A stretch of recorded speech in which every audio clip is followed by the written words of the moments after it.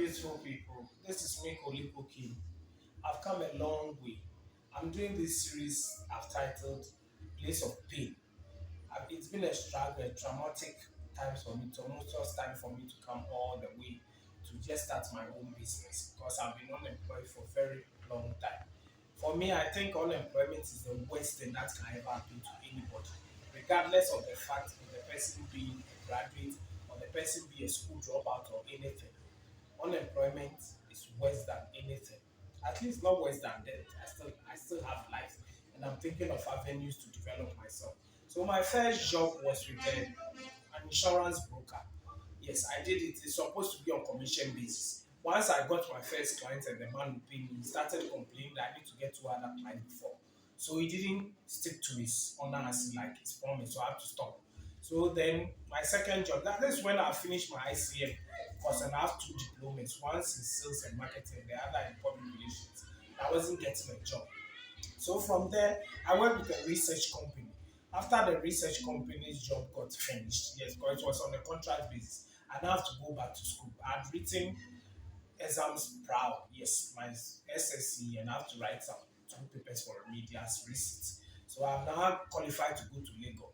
So Legon, after Legon, before finishing Legon, I did my attachment with Smith, yes, for 3 months. It was during the long vac, and then I went back to school. So finishing school, now you do national service. I did my national service, fortunately with Smith again, but after the national service, I wasn't employed, so I became unemployed for I think close to 10 months or so. Then one day, my dad had been buying newspapers, so I was going to the newspapers and saw an advertisement for Eagle Productions. They were looking for a drama coordinator and a production assistant.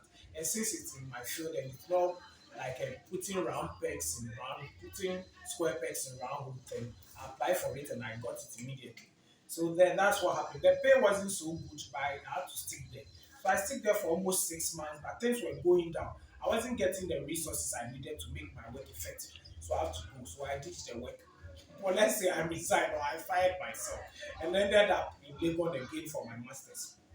After the masters was even the most excruciating years of my life because after the masters now it became more difficult for me getting a job because you have two degrees and you need and maybe some of the companies were not having the resources and the money to pay you because they think you have to charge bigger.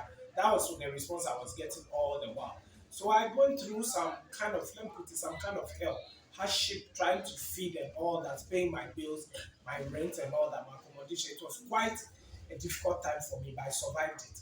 So then I went to work with my uncle. Sometimes you think when you are working with family, everything gets rosy. I didn't get it like that. Working with my family rather made me realize how much I'm not valued.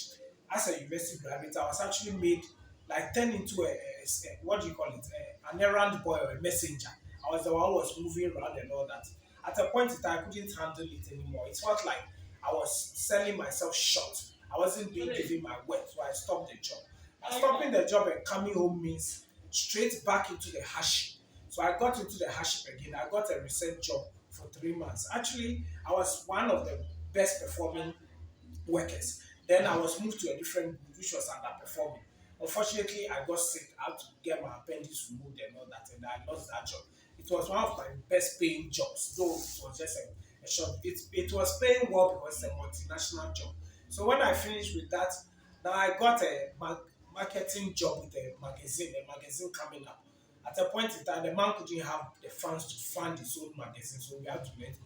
Then I got a job with a hotel, and then the hotel too was more like I was being understudy. So within 2 months, the distance from my home to the hotel and all that, there were issues here and there. I had to stop the hotel job. So after stopping the hotel job, I came back home. I was trying to find another job. I got my teaching job. When I got my teaching job, before I would get the teaching job, I was still working with the hotel. So it means I was working 7 times. How do you let me put it? 7 times a week. Yes, so 7 times a week. Every day I'm working. And it's interesting enough, my salary combined wasn't even 1,005. I went through a lot of struggle. There's money was going to lorry fare and my feeding and all that, but I have to survive. It's better than getting nothing. So I lost the tutor job along the way, got another teaching job. So now my 7 days was reduced to 6 days. So you see, I've worked and worked and worked. Interestingly, how it is in this country, you can work two jobs and then have nothing at all, have no job at all. So now I've been unemployed for like close to like 5 years now. Just been unemployed because my other job I lost it when the COVID came in, and then I couldn't get any job anywhere. And then there was a break from it and everything. So it's been a hard road for me. So since COVID till now, I'm still trying to find a job. So that's what brought up the initiative of the Holy Cocaine brand. So I started with the clothing. I actually started by going to Lagos to buy fabrics to come and sell.